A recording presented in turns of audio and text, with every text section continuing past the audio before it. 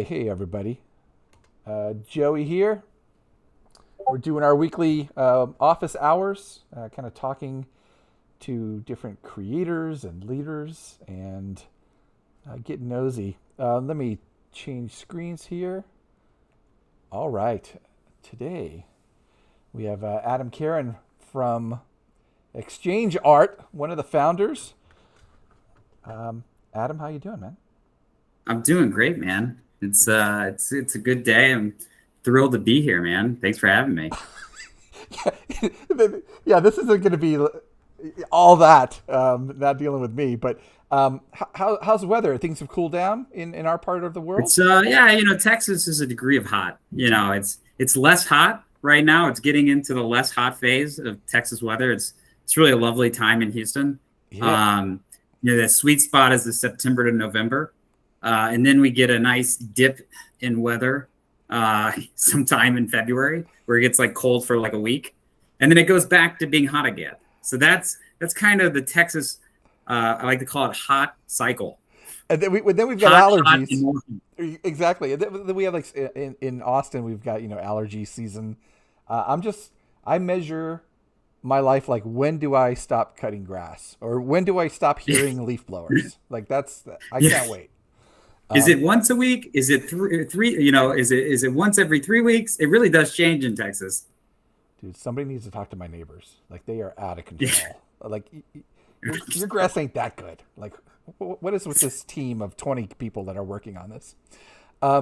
We've got Adam. Adam, tell me about yourself. Where'd you come from? How did you come up with this marketplace? How'd you wind up in crypto land? I actually came from PricewaterhouseCoopers. I was a director in the technology consulting practice. To put that in perspective, it's like a level below partner.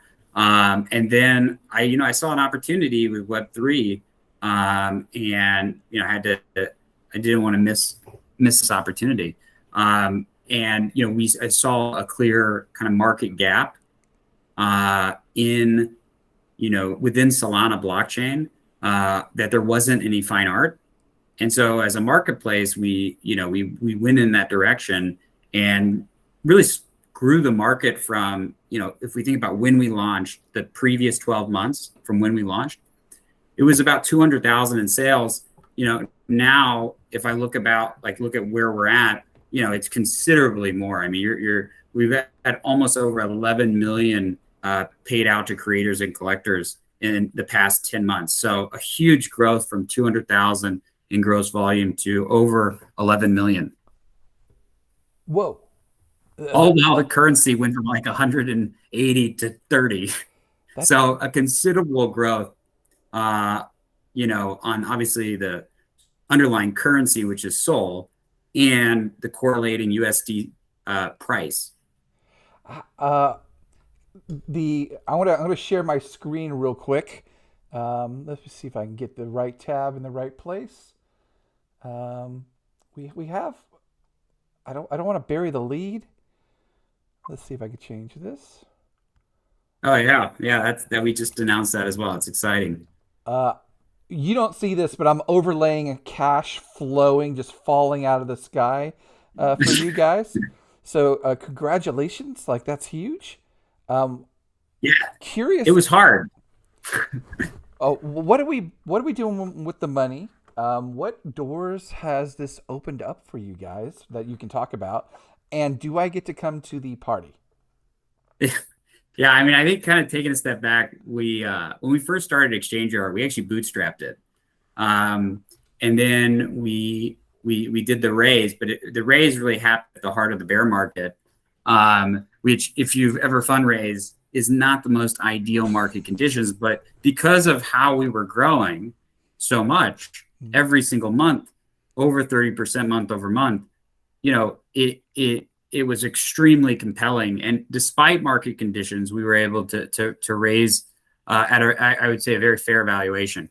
And in terms of what we're doing with the capital, it's really about continuing to build tools for Exchange Art. Exchange Art is the leading fine art marketplace on Solana, and our bread and butter is not focusing on like necessarily the what is called in the industry a degen trader, which is somebody that really doesn't care about as much fine art. They care about like a collectible and being able to trade that collectible. We care about creators, and our focus is to continue to provide amazing tooling so that creators can go to market in so many different ways. That's our focus. Very, very different than, let's say, an OpenSea or Magic Eden. They're very focused in building tools so that, traders can, trade at a high velocity, speculative collectibles. We just aren't in that business. A lot of people, it's interesting, don't really understand that. How they might be images, they might be, even GIFs or videos, but they're so different in terms of what they stand for and the behaviors of the users that collect them. I totally get it. I am curious though, folks who are fundraisers or whenever there's a bear market, that's the time where you double down on kind of your assumptions. We've got work to do. We're improving our processes. You kind of batten down the hatches to ride out the negative wave. I don't know if the right word is with you guys. So seeing that NFT kind of creation purchasing has dropped, like it fell off a cliff a little bit. Like what were there proactive things that you guys were doing? I know there's the fundraising, but like what in particular, just for my own curiosity, were you guys doing to kind of just weather this storm?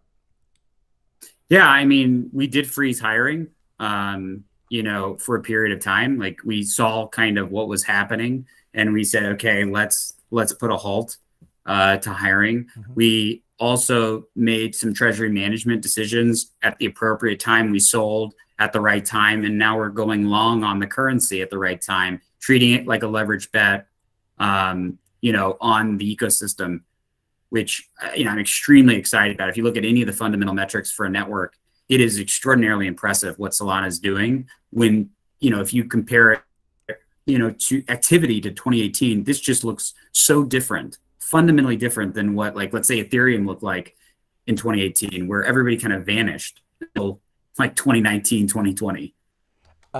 So it's really kind of a fascinating thing. Those are some of the things we've done is, really managing our cost, being extremely capital efficient, raising based on a P&L. Like a lot of these companies that are raising right now, they raised at extraordinary valuations that they never would be able to meet. We wanted to raise at a valuation that was reasonable, that would allow us to ensure that our shareholders would win long term. And it's just we're running a professional company. It's rare in crypto, as you know. Dude, that is props to you guys. Like that is just the discipline that we're running businesses here.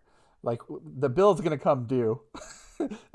Investors who are going on a ride with us, they want to get paid. Everybody wants to get paid. So you do, you treat it like a business, even though it's in this strange new world. So I don't want to. All right. So you talked about creators. This guy. How do you get him into your ecosystem? I'm just impressed. So John is like not just a normal talent. Like he is and he's an extraordinary talent. Like he is like Mobius of our time.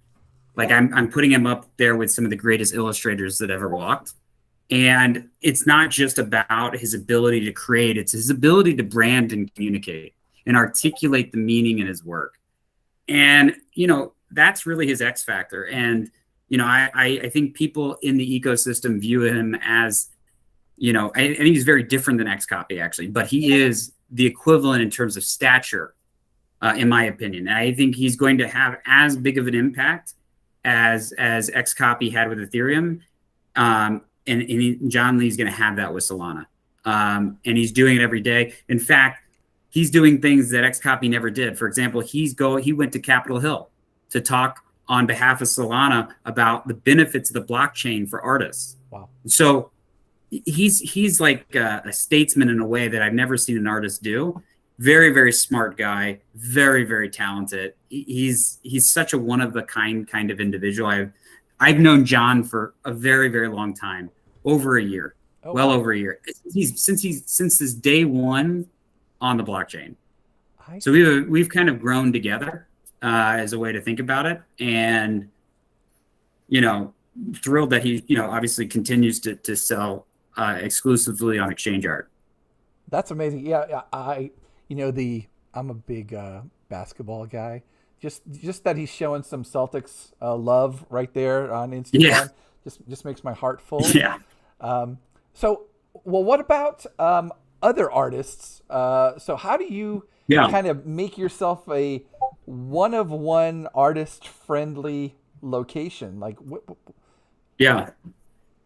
Well, I think one of the things, and it's this is such an interesting thing. When you look back on like Web 2 at the very beginning, you had these guys and girls that were in garages, and they worked and they had these bundled roles, and like it was really this time of hearts over charts, right? The analytic tools didn't even exist, so you had to like we're in the same situation. The analytics tools don't exist for this new paradigm. So you have to basically engage your customer. You have to do more roles than what you actually like. I'm a chief product officer, but I do so many more things than just that role. Like obviously I do UX research. Obviously I work with designers. Obviously I work with a development team. That's a given. But I also do a ton with the community, right? I do a ton of interviews. I fundraise, so many more things than just simply being a chief product officer, if that makes sense. And that's what it used to be like in Web 2. And that's what we're doing now again, because it's a bundled role in Web 3. Like I don't have the benefit of a product marketer as a specific role, yeah. right? You have to play many hats. And the ability to execute and play the many hats is what's going to enable us as a company to scale those roles, right? Because you know what those jobs are supposed to do. I totally get. I'm sitting here watching my computer also decide to die, so forgive me. I'm gonna close. I'm gonna close something here. Maybe I'll just have us on screen. Nothing like. But yeah, I mean, for us, it's really about talking to the users. Community is everything. From day one, I wanted to provide a platform for creators to unlock their potential. And it's not just on our core platform, it's also our marketing channels. And that's one of the things that's really differentiated us. Also, I always wanted to be accessible to help artists. This is a tough world. This is a new world. It's a completely different paradigm shift on how artists sell. Yep. And I wanted to make sure each one of them unlocks their potential, because that makes us money. Our incentive is directly aligned to the artist making more money. The more money the artist makes, the more money we make as a platform. We don't make money unless the artists make money. And so because of that, it's in our incentive to provide coaching sessions, workshops, all kinds of capabilities that teach them how to market, that teach them how to communicate their work, to teach them new techniques that can unlock future creative works, right? Like helping grow collectives, helping grow collector DAOs, collector investment DAOs, helping grow this core ecosystem beyond just the platform is what has enabled exchange art, and for that matter, Solana, to continue to grow. And it's doing things different, right? Like there are material differences between Ethereum and Solana that I think are kind of really cool. There's a lot more of these collectives that exist within Solana. There's more art investment DAOs that exist in Solana. I think that's really cool. Incredible.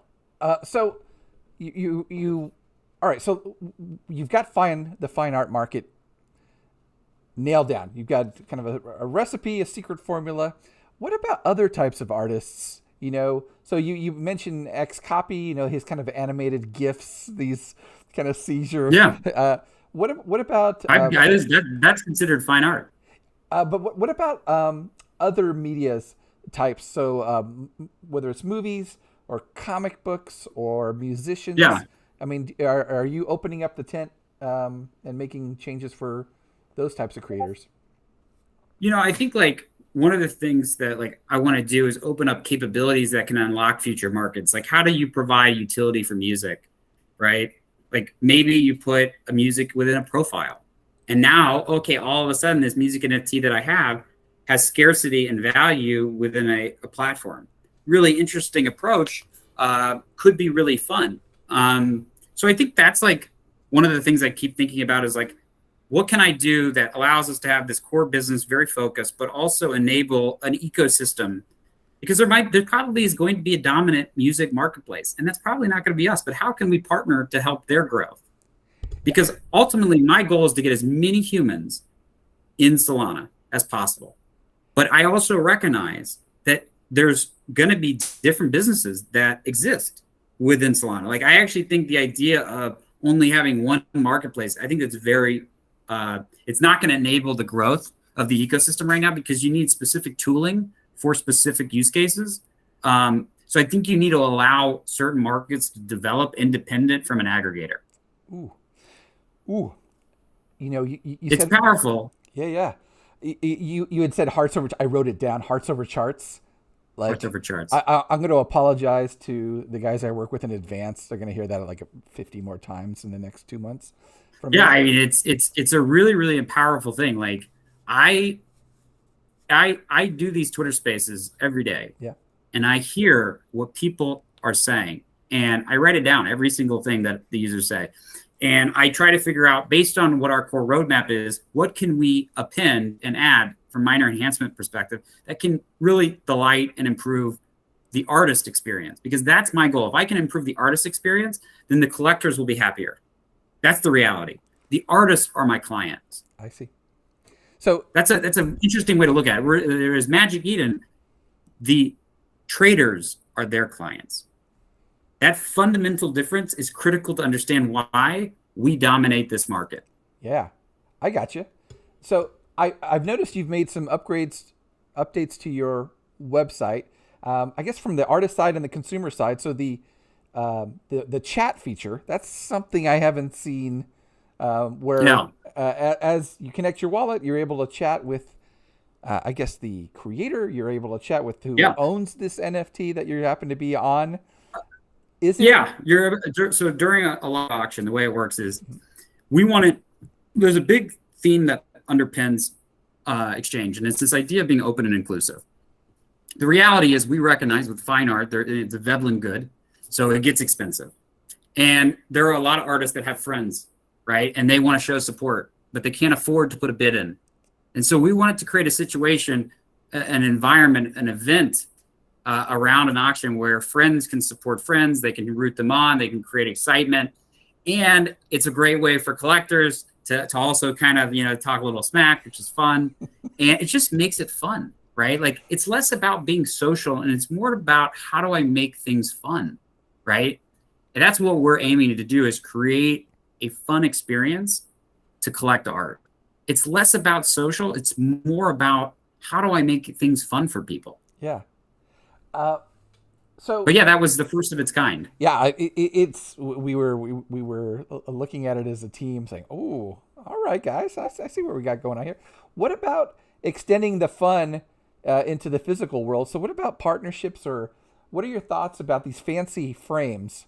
We're about ready to just be inundated, the market inundated with really high res, amazing frames. Like, are you guys customizing experiences, customizing the NFT for particular frames?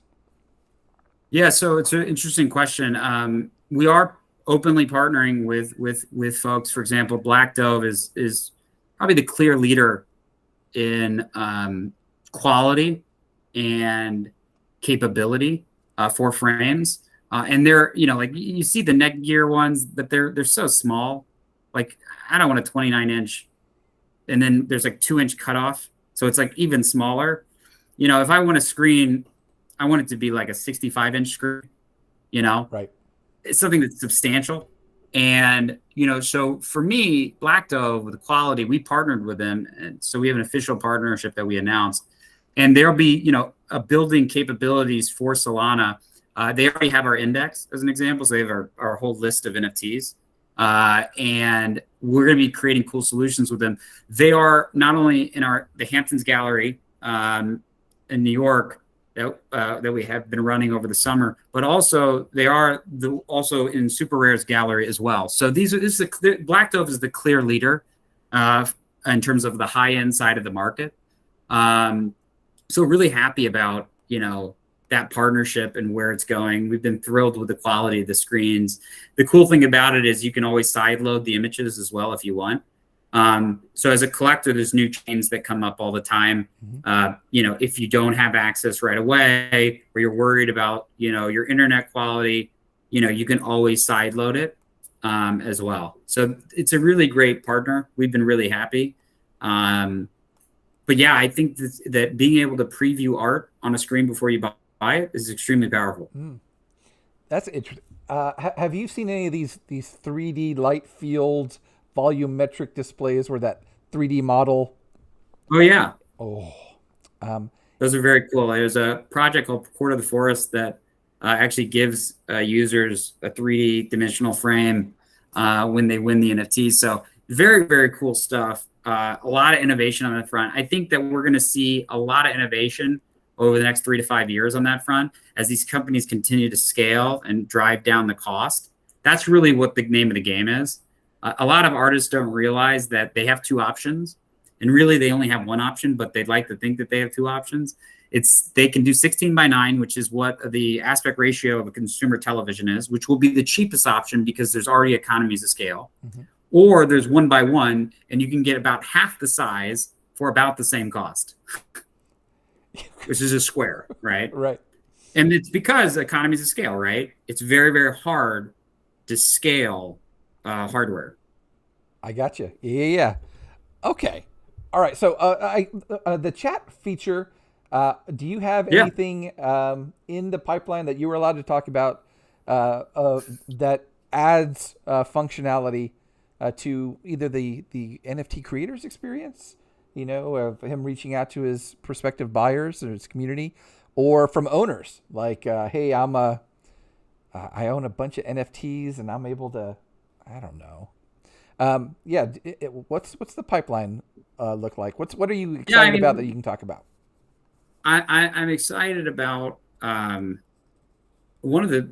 kind of a simpler thing, but I'm very excited about it because of what it stands for. We're moving from a Web 2 login for creators, so they use their email, to a Web 3 login where they can connect their wallet and they can basically manage their profiles from multiple wallets. So that's really exciting. I know it's kind of simple, but it's something that I think is an important step to moving to Web 3. And that's happening, over the next, 7 days or so. The other thing that I'm excited about is for creators to be able to follow and a deeper notifications. Because one of the things people don't realize about how crazy our product market fit is that people are being retained without a retention mechanism. So we're really excited to have like email notifications and things like that. Because right now people are coming back just organically.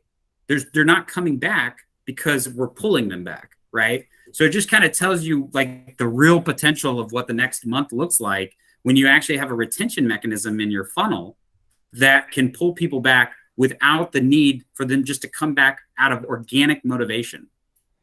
So it's really, really exciting. The ability to create a following, the ability to have email notifications, that whole notification flow is a big theme over the next quarter. So that's going to be really, really big. I mean, the other thing that like we're looking at, and obviously we talked about this, Joey, is unlockables and the potential. And that's something over the next quarter that we're definitely exploring with y'all. And, again, our goal is to continue to provide tools specifically for artists and giving them new creative capabilities, right? Because like, what does unlockables provide? That's a new way they can market, right? Every single new contract that we deploy, whether it was like buy now, offers, auctions, the additions, all of these are new ways where artists can market. Unlockables is another way that artists are going to be able to market. And that's really our focus, is how do I keep building cool tools for artists? It is, first off, did you hear that, boss? I think... I thought I'd give you a plug. Oh, this is like, let's go. The interesting thing, the lessons learned in Web 2, building an audience, keeping people notified, these things that, this mechanism that's been built, and how do we bring that over to Web 3 land without violating that? No, I don't want you to know who I am. I don't want you to follow me home.